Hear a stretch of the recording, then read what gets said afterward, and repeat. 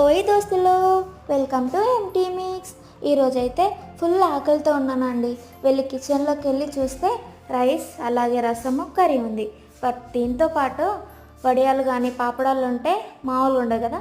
So పాపడాలు వేయించుకోవడానికి వచ్చేసా.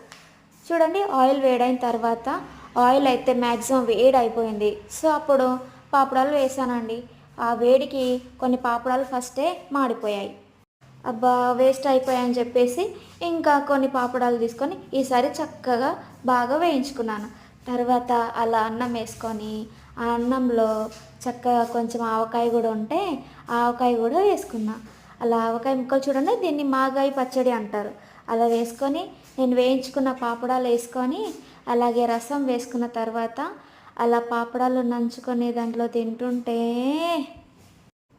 Super అనుకోండి. నేనైతే ఫుల్గా తినేసా. మీరు కూడా సబ్స్క్రైబ్ చేసుకోండి.